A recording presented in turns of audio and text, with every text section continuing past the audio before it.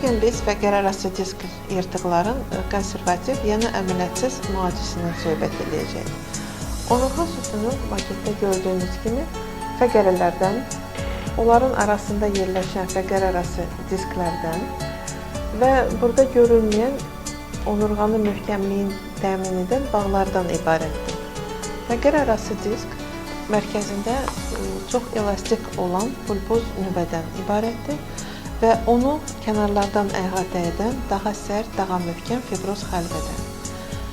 Fəqər arası disklər onurğa sütununun hərəkətini təmin edir, hərəkətliyin və amortizasiya funksiyasını yerinə yetirir və bununla mərkəzi sinir sistemini və daxili orqanları təkanlardan saxlayır. Bəzi amillərin təsiri nəticəsində fəqərə arası diskin elastikliyi itir və orada degenerasiya baş verir və o zaman fibroz xəlqə kövrəkləşir və onda çatlar əmələ gəlir. Və bu çatlarla pulpoz nüvə sıxılıb çıxır və onurğa kanalı doğru buz edə bilir. Və beləliklə fəqərə arası disk yırtığı əmələ gəlir. Maketdə də göstərə bilərik ki, diskin arasından pulpoz nüvə sıxılıb çıxır.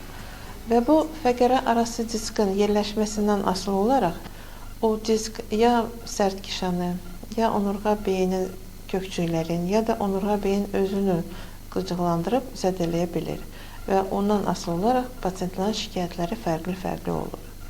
Fəqər arası disk yırtıqları son bir illərdə sürətlə artan bir xəstəlik kimi tanınır. Disk yırtıqların artmasına səbəb olan amillər çoxdur. Onlardan birinci hipodinamiyamı qeyd eləmək istəyərdim. Hipodinamiya, yəni az hərəkətli oturaq həyətlərdir. Məlumdur ki, fəqər arası disk bir yaş dövründən sonra qidalanmır. Yəni birbaşa fəqər arası diskə qan damarları girmir və qanla təchizat dayanır. Və fəqər arası diskin qidalanması qonşu toxumlardan hərəkət zamanı baş verir.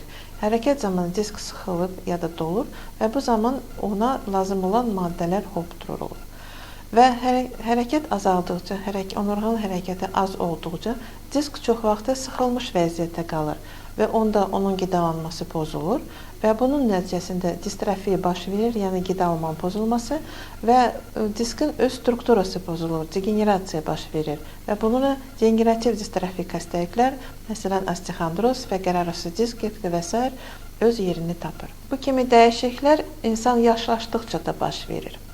İkinci amillərdən biri qida rasionumuz dəyişiləndən sonra çox vaxt metabolizmin pozulması baş verir. Və metabolizmin pozulması baş verirsə, yenə diskin qidalanması pozulur və yenə degenerativ distrofik dəyişikliklər baş verir. Qida rasionumuz pozulandan sonra, metabolik dəyişikliklər baş verəndən sonra plus hipodinamiya, bu amillər çəkinin artırılmasının səbəbi ola bilər və çəki artdıqca disklərin üstündən fiziki yüklənmə artır və bu yenə disklərin tam sıxılmış vəziyyətdə qalmağına səbəb ola bilər. Müasir dövrdə insanlar çox vaxt daimi stres içində yaşayırlar və stres bildiyimiz kimi bütün insanın bədəni, bütün əzələri gərginləşdirir və bununla yenə diskin sıxılmasına və onun qidalanmasının pozulmasına gətirib çıxarda bilir. Xarici mühitin, ekologiyanın çirklənməsi böyük bir təsir göstərir və s. Bu siyahını olduqca arttırmaq olar. Disk yırtığı ilə problemi ilə qəbula gələn pasientlərin birinci sualı əməliyyat elətdirmədən bunu müalicə etmək mümkündürmü? Və mən son tədqiqatlara əsaslanaraq və öz 30 ildən artıq olan təcrübəmə əsaslanaraq bu suala bəli, konservativ müalicə effektlidir və çox hallarda daha üstündür deyə ürəklə cavab verə bilirəm. Burada qeyd eləmək istəyərdim ki, müalicə mütəxəssis tərəfindən aparılmalıdır və bütün mümkün olan risk faktorları nəzərə alınmalıdır. Və burada mən qeyd eləmək istəyərdim ki, cərrahi əməliyyata bir neçə birbaşa göstəriş var. Disk yırtığı ilə bağlı olan kəskin, ara vermədən pasiyentin üzən, güclü ağrı kəsicilərlə götürülməyən ağrı sindromu 1. Sonra aşağı ətraflarda kəskin əmələ gəlmiş zəiflik, yəni iflicləşmə varsa. anogenital aralıq nağədə keyimə varsa və kiçik çanaq orqanların funksiyası pozulubsa, yəni sidik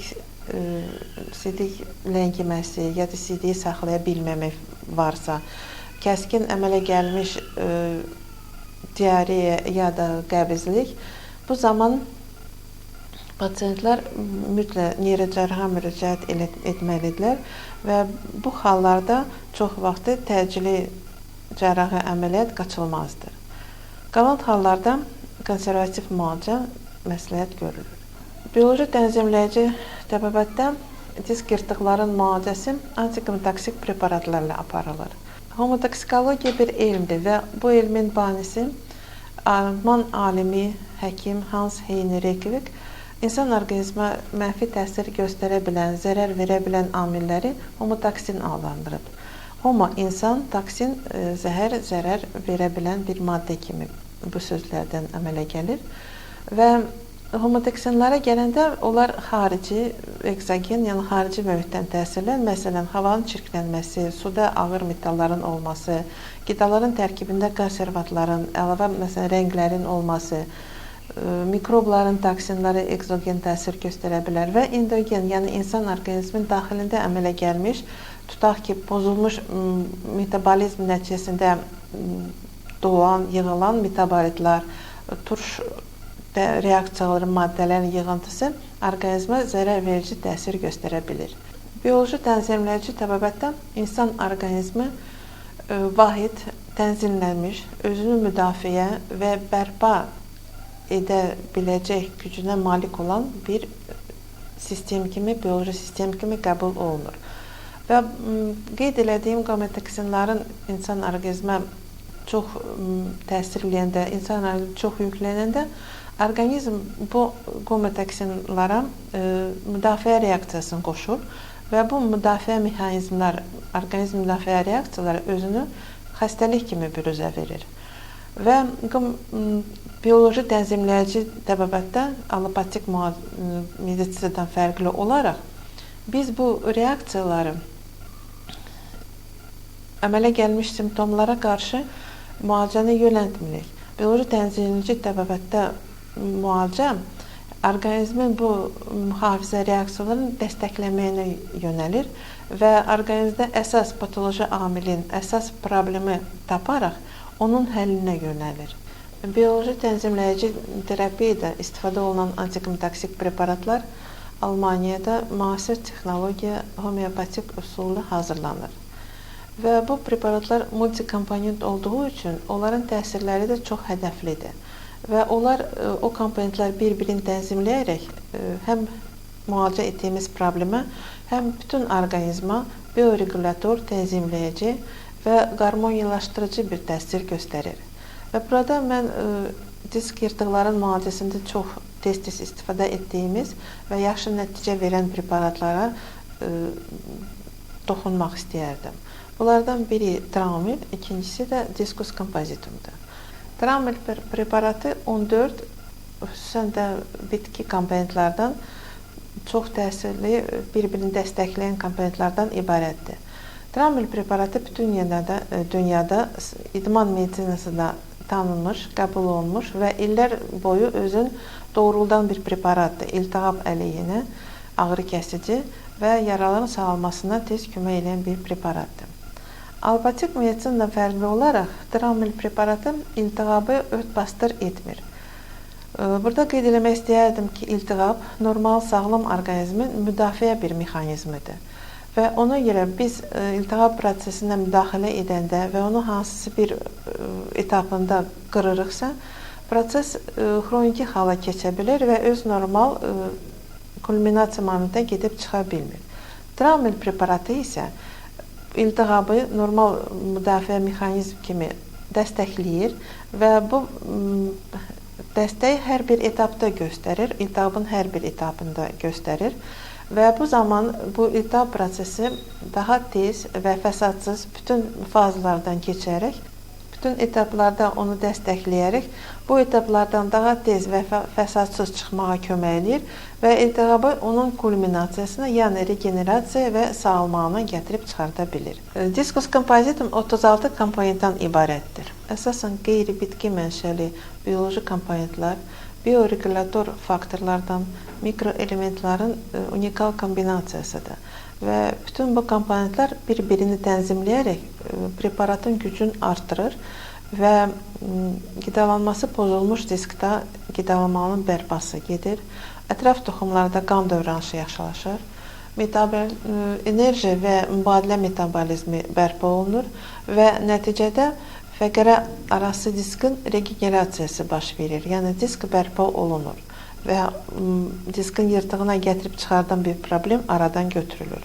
İndi prosedura gələcək bir xanım birinci dəfə bizə klinika 2014-cü ilin may ayında müraciət eləmişdi və onda şikayətləri bel oma nahiyəsində davamlı ağrılar, ağrıların çox vaxtı sol ayağına yayılması, əyilib qalxa bilməməklə, ayaqüstü çox qala bilməməklə, ev işlərini görəndə əziyyət çəkməsindən, oturanda ağrıların artmasından şikayət edirdi.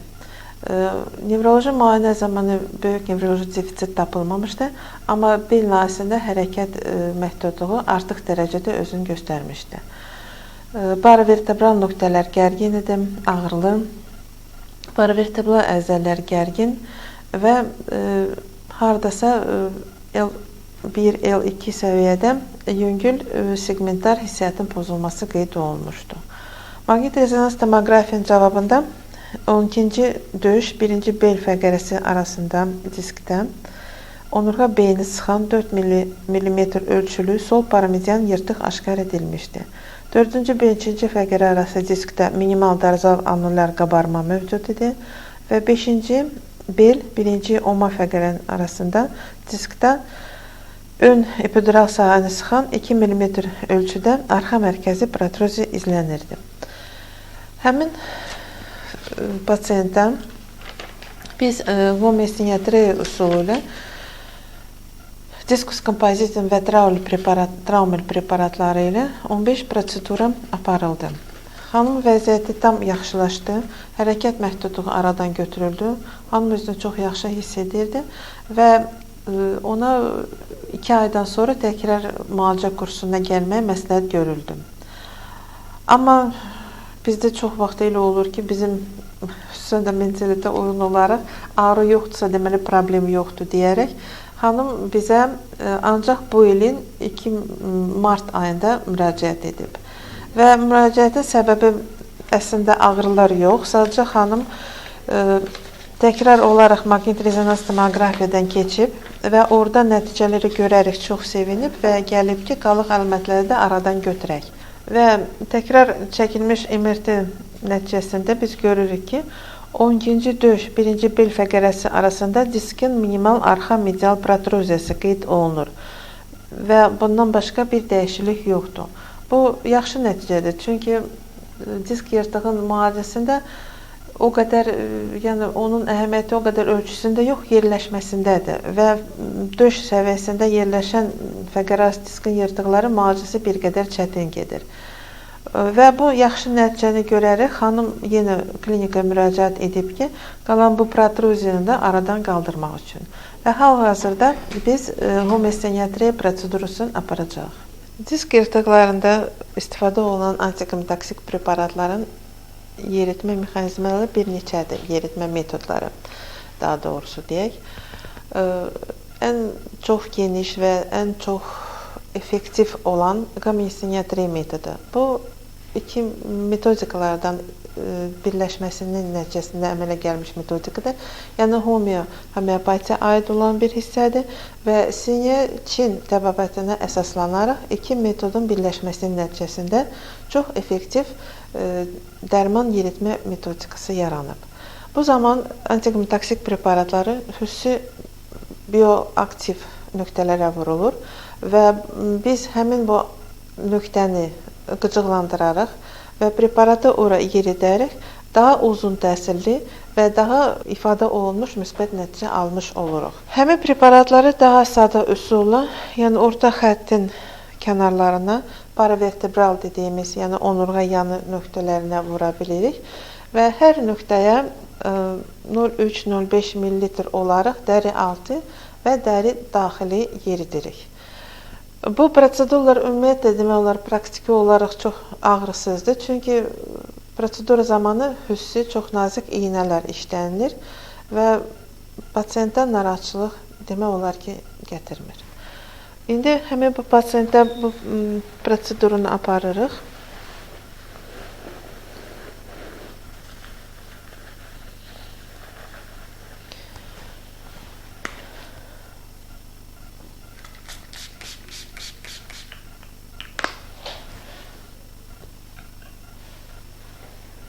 Gördüyünüz kimi çox qısa və nazik iynəli aparılır. Çünki antikonvulsiv preparatlar matrix deyilən bir sahədə işləyir və matrix dərialtı sahədir. Daha yaxşı təsirlən sahəsi dərialtı və dəri daxilidir. İynələri vurduqca biz çalışırıq paravertebral nahiyədə papulka yaradaq. Və orta xəttdən 3-5 sm, yəni pasientin ölçüsündən asılı olaraq. Dəri altı və dəri daxili.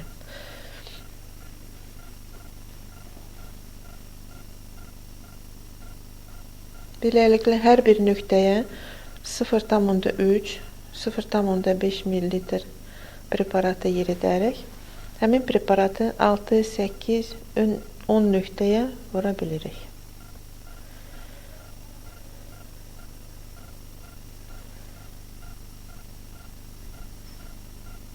Gördüyünüz kimi tamamilə ağrısız bir prosedurdur. Həmin bu prosedurlar həftədə 2 dəfə olmaqla pasientin vəziyyətindən yenə asılı olaraq 10, 15, 20 dənə prosedura aparılır. Əlbəttə, burada xroniki prosesdən söhbət gedirsə, hardasa 15-20 prosedura eləmək məsləhətdir. Və 12-ci, 15-ci proseduradan başlayaraq bütün ağrılar tamamilə yox olur adətən və nevroloji defisit reqresi başlanır. Və biz təkrar elektromioqrafiya ya maqnit rezonans tomoqrafiya apararaq deməli, müsbət dinamikanın şahidi oluruq və bu zaman bəli, fəqər arası disklərin ölçüləri kiçilir. Amma əsas nəticə o deyil. Kiçilməsi əlbəttə yaxşı bir əlamətdir. Amma əsas nəticə odur ki, biz qalan fəqərləri, bütün fəqərə üstünün bərpasını nail oluruq. Çünki bu preparatlar degenerativ distrofik problemləri aradan götürməyə gücü malik olan bir preparatlardır. Və həmin bu problemin fəqər arası diskin ölçüsünün kiçilməsi ilə bərabər bütün orqanizmdə sağalmaya doğru inkişaf gedir. Yenə pasientin vəziyyətindən asılı olaraq təkrar bir müalicə kursu 2-3 aydan ya 5 aydan aparıla bilər. Bioloji tənzimləyici təbabət müalicə üsulları allopatik müalicə üsullardan çox fərqlidir. Ona görə ki, biz insan orqanizmində xəstəlik yox, sağlamlıq axtarırıq. Və bizə müraciət edən pasientlərdən adətən xroniki proseslərlə müraciət edir. Və o zaman ola bilməz ki, hansısa tək bir orqan zədələnsin. Çünki orqanlar, orqanizm bir sistem olaraq, orqanlar bir-birinə əks-səda yaradır və həmişə sıx əlaqədədirlər. Və ona görə pasientin müalicəsinə başlayanda biz onu bütün vahid bir sistem kimi qəbul edərək bütün problemləri nəzərə alırıq və hər pasientə individual müalicə planını qururuq. Və burada əlbəttə müalicə birinci detoksikasiyadan başlanır və detoksikasiya uğurlu olmağı üçün drenaj orqanların dəstəkləməyi, yəni qaraciyər, böyrəklər, dəri, silikli qişa və s. Və xroniki problem olduğu üçün pasientlərlə bunu başa düşüb, səbirlə həkim məsləhətlərini yerinə yetirməlidirlər. Əlbəttə, antikonvulsiv preparatlar çox yaxşı təsirli, zərər verməyən, heç nə pozmayan, əks göstərişi olmayan preparatlarla. Amma bununla bərabər mütləq həyat tərzi dəyişilməlidir, qida rasionu dəyişilməlidir, fiziki aktivliyi artırmaq lazımdır və bütün bu şərtlərə biz riayət etsək, əlbəttə sağlamlığa doğru addımlayacaq.